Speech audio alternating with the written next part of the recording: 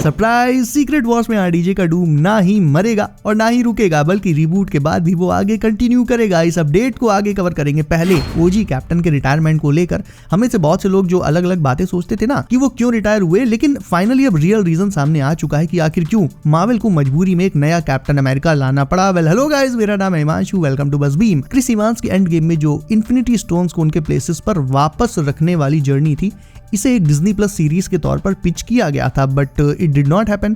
And Sam को shield pass on करने की असली वजह ये थी गाइस कि क्रिस इवांस का मार्वल के साथ 7 मूवीज का कॉन्ट्रैक्ट था जो कि एंड गेम में कंप्लीट हो गया था।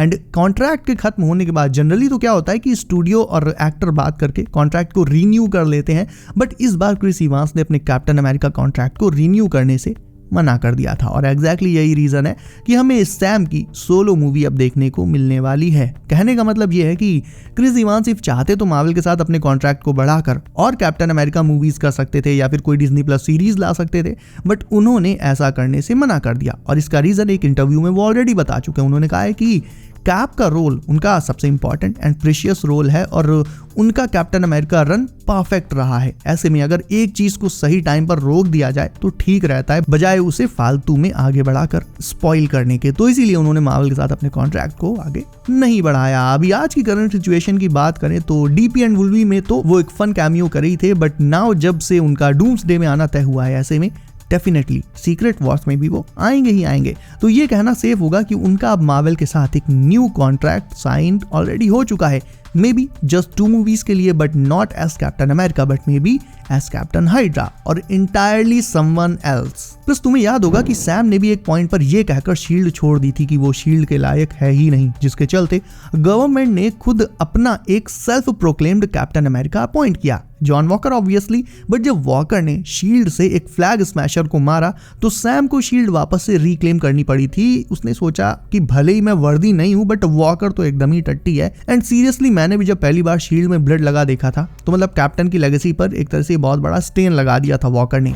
कॉमिक्स में भी सैम को कैप्टन का टाइटल मिलने के बाद वो एवेंजर्स का नया लीडर बन गया था। तो एग्जैक्टली ऐसा ही एमसीयू में भी होने वाला है, जहां डूम्सडे के मल्टीवर्सल वॉर से ठीक पहले ब्रेव न्यू वर्ल्ड के पोस्ट क्रेडिट सीन में सैम दूसरे हीरोज के साथ कांटेक्ट करते हुए दिख सकता है। जैसे Peter Parker and miles Morales का एग्जांपल ले लो, दोनों का कद मार्वल में लगभग सेम है। स्पाइडरमैन का कुछ इसी तरह से Steve Rogers and Sam Wilson भी इक्वली कैप्टन अमेरिका के टाइटल को कैरी करते हैं। बट हाँ, इतना जरूर है कि पीटर और माइल्स को जैसे फैंस सेम मानते हैं, सैम को फैंस स्टीव जितनी रेस्पेक्ट एंड हाइप अभी तक तो फिलहाल नहीं दे पाए हैं, और आगे वी विल सी। नाउ अब बात करें आरडीजे के डूम को लेकर, तो एक रिपोर्ट के अकॉर्डिंग मार्वल आरडीजे के डूम का सफर सीक्रेट वॉर्स में खत्म नहीं करेगा, बल्कि आफ्टर रिबूट उसे नेक्स्ट सागा के लिए भी यूज करने वाला है। इनफैक्ट नेक्स्ट सागा एके म्यूटेंट सागा का मेन विलन भी आरडीजे का डूम ही हो सकता है।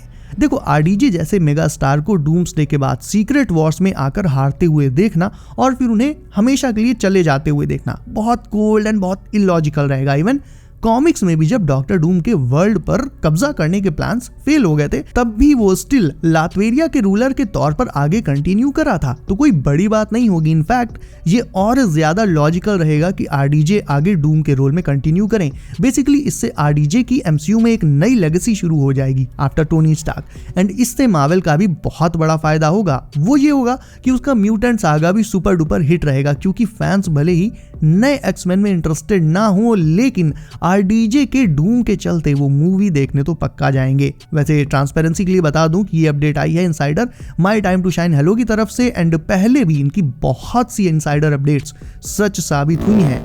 इसका एक और बिग रीजन ये भी है कि मार्वल अपने पोस्ट एंड गेम एरा में वापस नहीं जाना चाहता। एंड गेम के बाद से 1-2 मूवीज को अगर छोड़ दिया जाए तो लगभग सारी मार्वल मूवीज बुरी तरह से पीटी थी।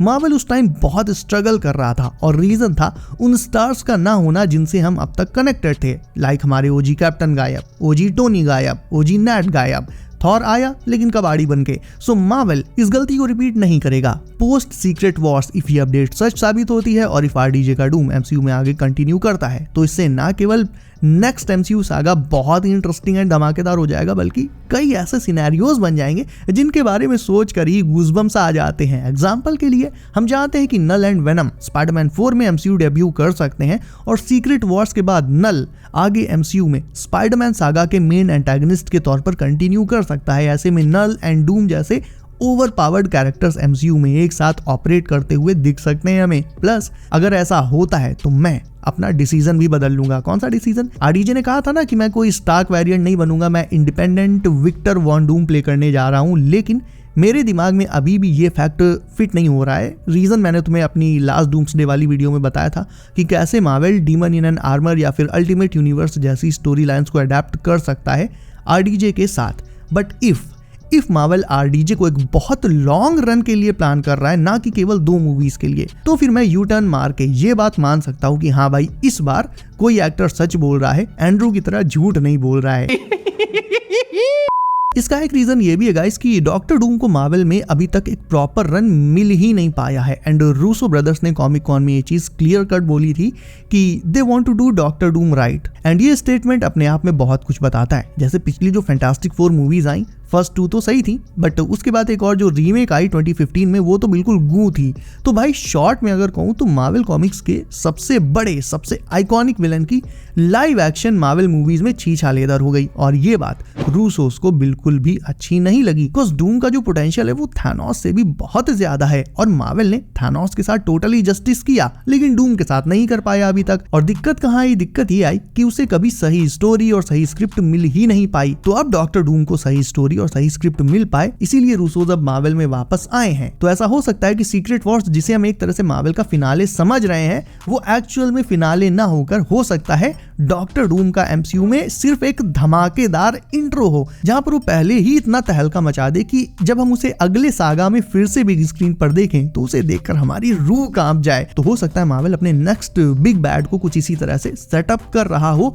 और फिर अगला जो सागा है म्यूटेंट सागा, उसमें पूरे सागा भर मार्वल आरडीजे के डूम को ही रन करेगा। और अगर ऐसा होता है तो हमें एक्समैन वर्सेस डूम जैसे कमाल के मैचअप्स भी देखने को मिल सकते हैं। बट फिलहाल अभी के लिए ये जस्ट एक इनसाइडर रिपोर्ट है। एग्जैक्टली क्या होना है इसका अंदाजा हमें डूम्सडे में ही काफी हद तक लग ही जाएगा। रही बात मेरी, तो मुझे पर्सनली ऐसा लगता है कि अगर डूम को एज अ कैरेक्टर देखे तो हाँ, उसके साथ अभी जस्टिस होना बाकी है, होना भी चाहिए। कम से कम उसे थानोस की तरह पूरे एक सागा का रन तो मिलना ही मिलना चाहिए। बट आरडीजे के पॉइंट ऑफ व्यू से देखें तो फिर इसमें कुछ लोग ये भी कह सकते हैं कि मार्वल डेस्परेट है, एक्सेट्रा एक्सेट्रा, क्योंकि कई लोगों को मार्वल का आरडीजे के डूम को लाना ये पसंद ही नहीं आया। उन्होंने सीधे कहा कि मार्वल अब अपने फेलियर वाले फेज से वापस से बाहर निकलना चाहता है और इसीलिए वो पुराने स्टार्स को वापस ला रहा है। बट इसमें एक चीज ध्यान देने वाली है कि पुराने स्टार्स को वापस लाना हमेशा डेस्परेशन ही नहीं होती है, इसमें बहुत से नए एंगल जुड़ जाते हैं। अगर कोई पुराना स्टार किसी नए रोल में वापस आता है तो फिर वहां से इंटायरली एक नई लेगेसी शुरू हो जाती है। For example,